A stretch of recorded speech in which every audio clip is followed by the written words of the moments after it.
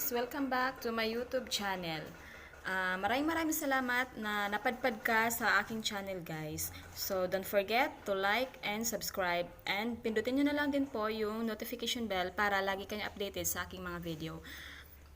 Bago ako mag-start, gusto ko muna magpasalamat sa mga nag-subscribe na po sa aking YouTube channel.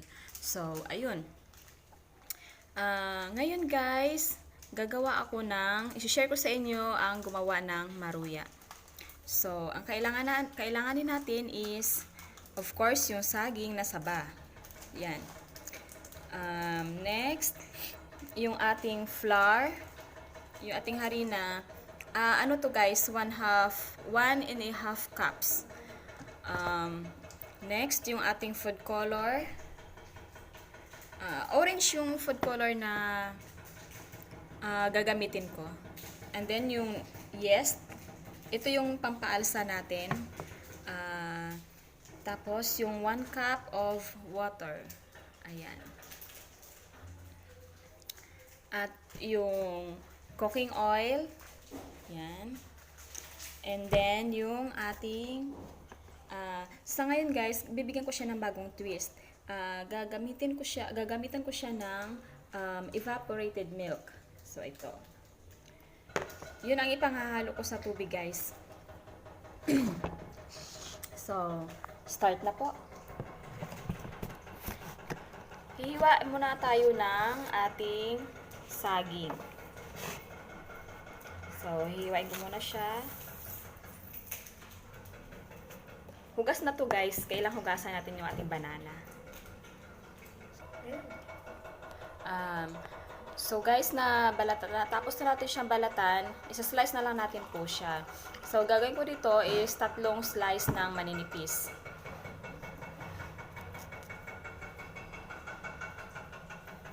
So ayan, ganyan siya guys.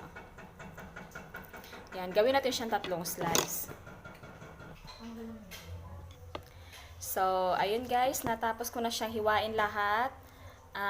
Ibababad na natin siya. Gagawin na tayo ng mixture ng ating harina. First ay dito ko na lang siya pa-aalsahin. So, una natin gagawin is ipo-pour natin yung ating harina.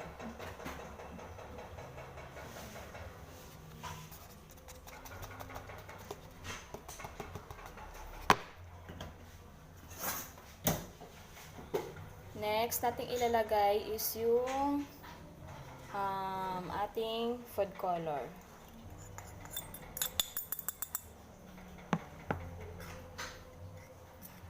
Yan, haluin natin.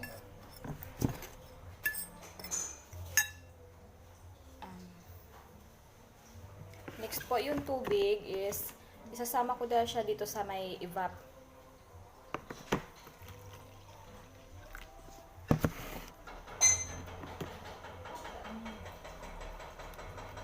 So, ayan.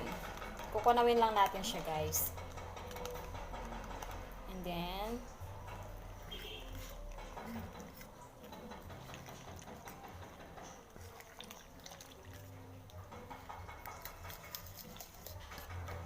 so, tinidor lang yung gamit ko kasi wala akong whisk.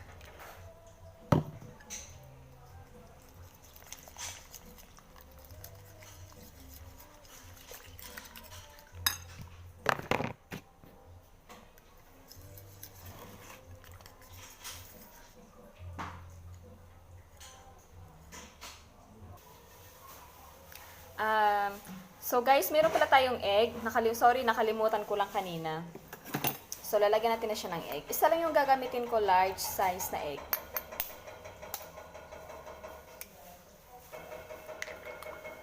So ayan.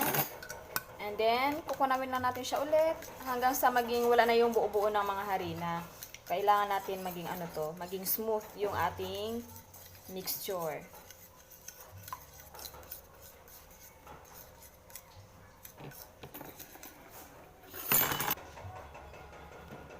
And then kung okay na siya guys, na wala na siyang buo-buo, lalagyan na natin ating yeast. And then, isa-set aside muna siya natin ng ng 3 minutes para umalsa yung ating harina bago natin ilalagay yung saging.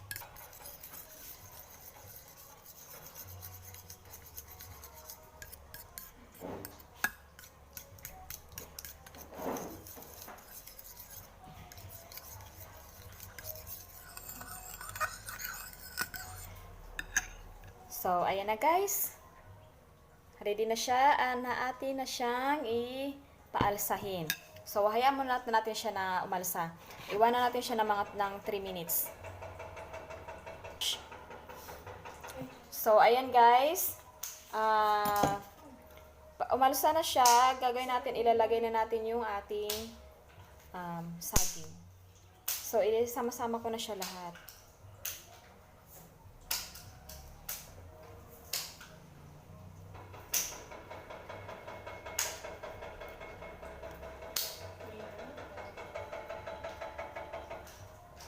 May ilaw pala sa likod ko. Para naman tayong kinukuha na ng ilaw nito.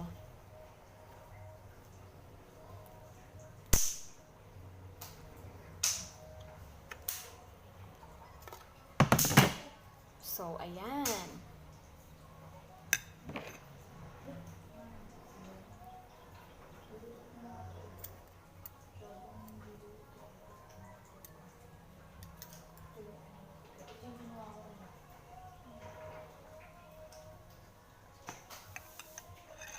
So, magpapainit na tayo ng ating kawali. So, okay na yung ating mixture, guys. Magpapainit na tayo ng ating mantika. Magpainit na muna natin ng ating kawali.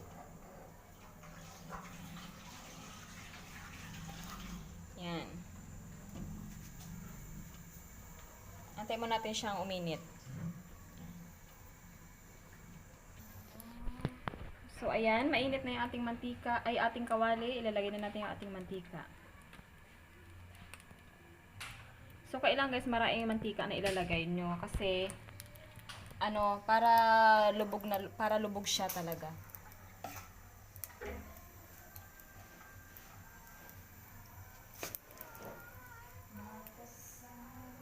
Ulan.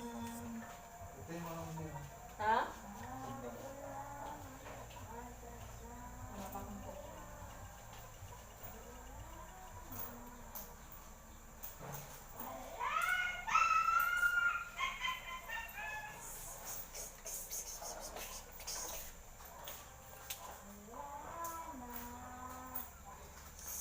Boy, halika dito, boy. Hawakan mo nga to, boy.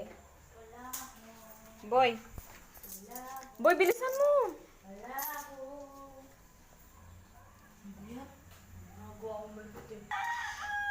So, ayan. Lalagay natin yung ating banana.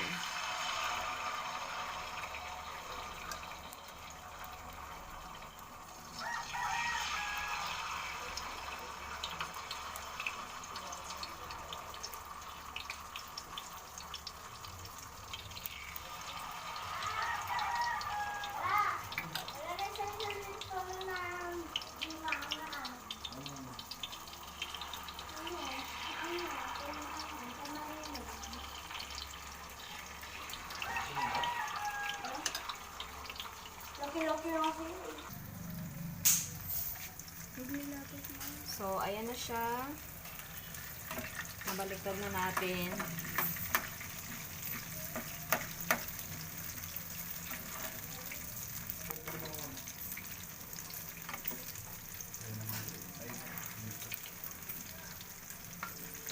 So, konti na lang yan, guys. So, ayan na, guys. Pwede na natin hanguin yung ating maruya. Hinaan na muna natin ating kalan.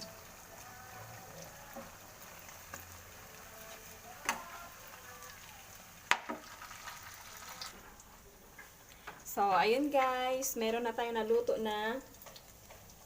Ayan siya, oh. Ang maruya.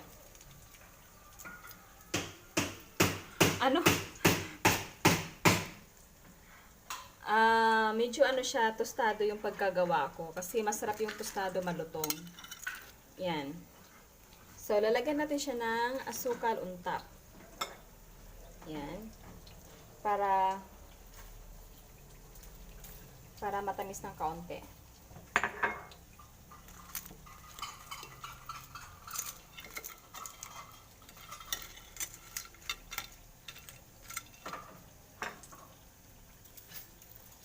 Ay, nadami. So ayan, meron na tayong maruya. Let's eat na po. So, yun lang. Maraming salamat po sa mga nanood. Sana po ay meron kayong natutunan. Don't forget to like and subscribe guys sa aking channel bago ka umalis. And thank you for watching. Open din po pala yung ating comment box below sa mga inyong suggestion po or sa inyong mga comment pa. So, God bless you and thank you for watching.